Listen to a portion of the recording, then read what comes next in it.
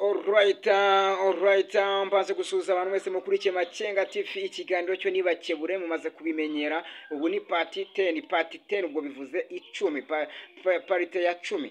Murabona kuri kamera za Makenga TV dufite umutumirwa, hari byinshi ashaka kutugezaho bijyanye no kubakebura. Bakebure watangira kubwira abakurikiye Makenga TV. Murakoze, nitwa Uwitonze Rosine. Uwitonze Rosine, waba waturutse ahagana he? Yewe ntuye hano mu mujyi wa Kigali. Mu mujyi wa Kigali. Uyu munsi utuzaniye agashya kahe? Bakebure, urabizi uko hanze ahangaha hari byinshi biri kuvugwa bitandukanye, ariko wowe hari agashya ushobora kuba ufite ubu none ahangaha ushaka kutugezaho. Yego. Narinje kubaha nk'ubuhamya cyangwa se gukebura abakobwa muri rusange. Hari ibintu bigenda biba ku bakobwa ariko ugasanga habayemo kudatekereza neza cyangwa se kudashishoza ngo ibintu bishyiremo ibitekerezo byinshi, unabanze ubirebe neza, ugasanga bikugizeho ingaruka bwa nyuma. Ingaruka yihe?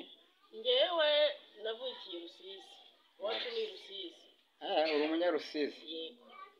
Noneho nagize gutya njya kubona mbona inimero irampamagaye.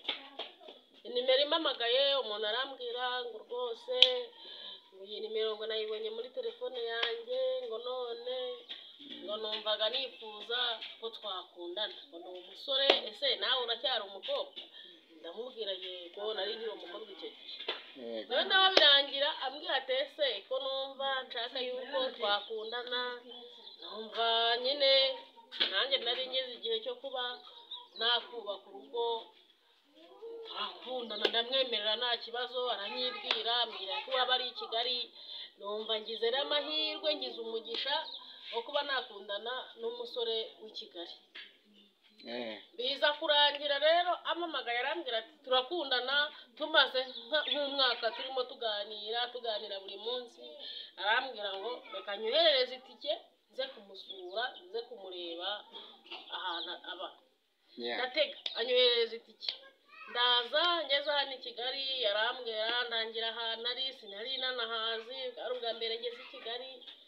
Birangira nyine mpageze nisanga nguye mu gico cy'ibisambo cy'abajura. Kumbe uwo muhungu twakundanaga yari igisambo. Nisanga nguye mu gico cy'ibisambo, bari bazi ngo wenda ndi umukire, mfite amafaranga menshi, bashaka kunyambura agatelefone nari mfite, banyambura udufaranga, umva neza ibintu barankubita, bihinduka intere, banjyana kwa muganga. Ubwo nza gutega, baza kumvana ko bahamagara mu rugo iwacu, bababwira ibibazo uko byagenze. Mu rugo banyohereza udufaranga two kunsubiza mu rugo. Nkaba nagiraga inama rero abakobwa muri rusange ko wakabaye ukundana n'umuntu uzi neza cyangwa se ufiteho amakuru, uzi musanzwe mugenda. N'ibintu byo kuvuga ngo nturutse ahantu runaka nje guhura n'umuntu ntazi, byampaye isomo. Murabe mwumva rero abakobwa bari hano hanze kabisa, ngira nkarabakebuye.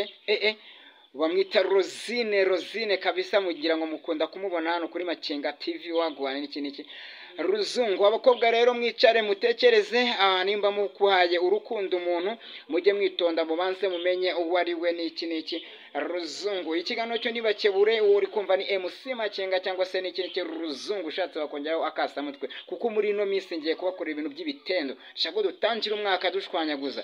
Rosine rero ubutaha ubwo nitugutumira uzongera ugaruke. Nta kibazo. Okay, murakoze cyane rero.